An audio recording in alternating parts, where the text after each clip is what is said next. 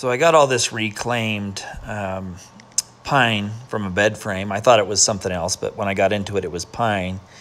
And thought I would make something useful out of it. So what I did was I unscrewed all the brackets, and then I cut it to about a 9-inch square and cut the corners off, and then turned it on my lathe.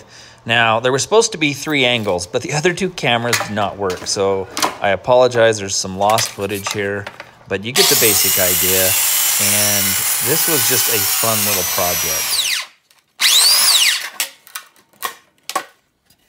Now, most of the time I like to use logs that I can just pick up on a trail or something, but when I get free wood, I'm happy to take advantage of it.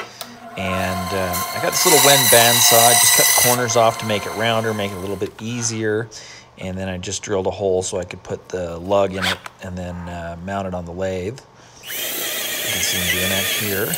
I'm going to do a review on this jet lathe. It's a fantastic machine. I've been really happy with it. I'm using a Nova chuck, and it's just really convenient and really easy. If you're into wood turning, this Nova chuck set is just fantastic.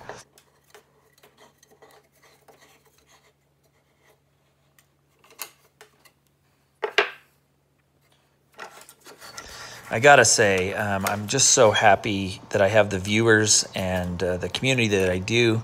You guys are so awesome, and I love the questions, the comments, the suggestions, the advice, and without you guys, I'd have nothing. So I just want to say thank you. I'm so overwhelmed by the support I've received, and again, thank you so much. Do me a favor, give me a like or subscribe if you like this video. Typically I don't talk, but because I lost so much footage, I kind of needed to explain what was going on. There's some lost footage right there. I actually rounded this piece first, and that was on another camera, but it didn't work. It's an older camera, so I'm probably just going to have to invest in some cameras. The nice thing about pine is it'll spin just so easily. It cuts like butter, and you don't really have to put a lot of pressure with it.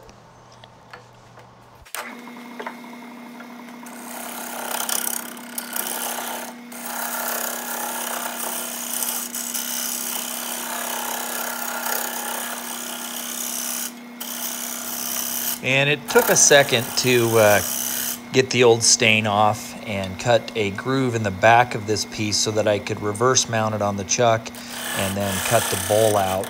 And that's what I really like about this Nova chuck set, is you can do multiple methods to get your bowl done.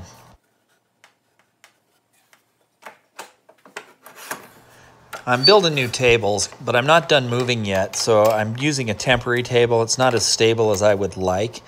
However, it worked. I built it out of pallets, and it's good enough for today. But there's going to be some videos. I've got some new tutorials coming up, so I'm pretty excited about that.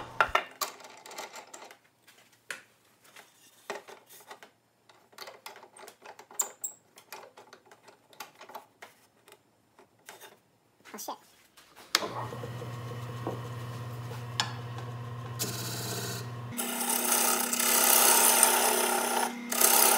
And now I'm just clearing the area so the chuck will fit perfectly. And you only need about 1/8 of an inch to 1/4 inch to get a real good grip, even on softwood. So it's really convenient if you're going to do a lot of bowls.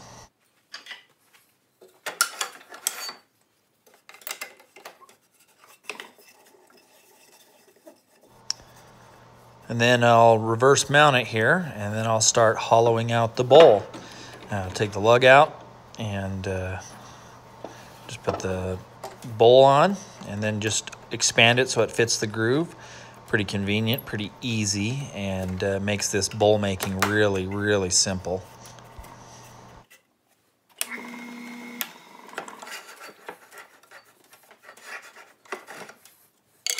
I probably didn't need to use the tailstock, but the added stability just gives you a little bit of security when you're working with a bowl like this. And I didn't have as much grab in the mortise cut with the reverse mount as I would like, so I thought the tailstock might be nice.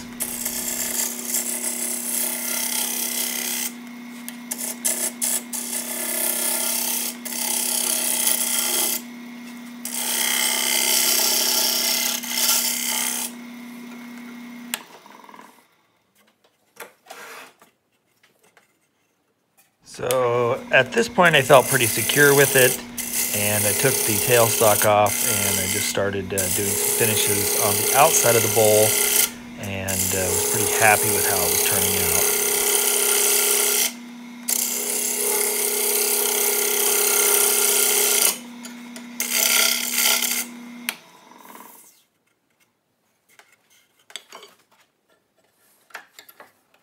So now I'm just going to start hollowing out the bowl using my 5/8 gouge. And that's what I used for most of this project. A few little minor things, minor tool changes, but most of the time it was my 5/8 gouge.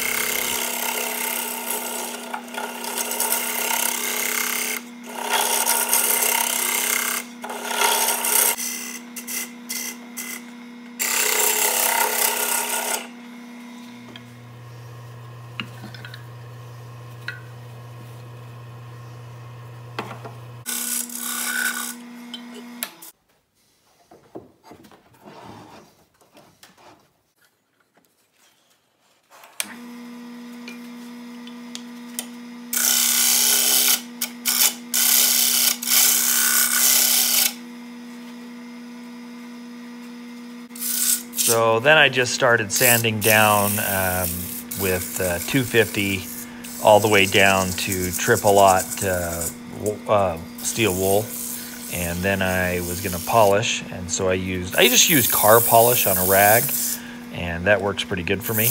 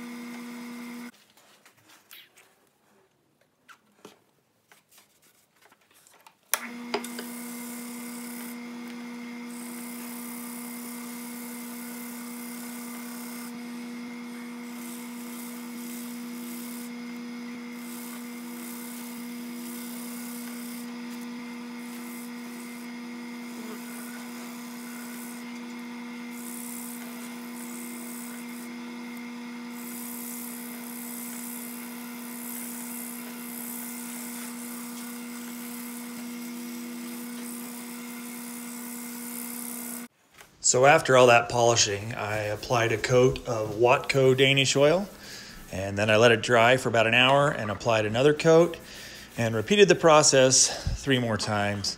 And I really like the Danish oil. It gives you just enough finish that you can see the grain, but not so much that it changes the quality of the wood.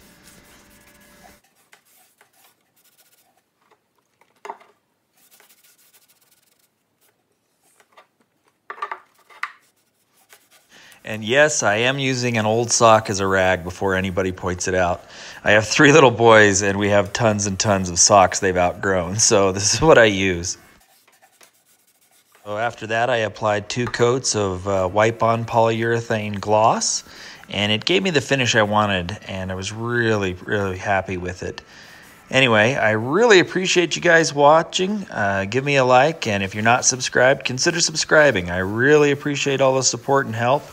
And I will continue to make new videos. I got a lot of projects coming up, so I will see you next time. Thanks so much.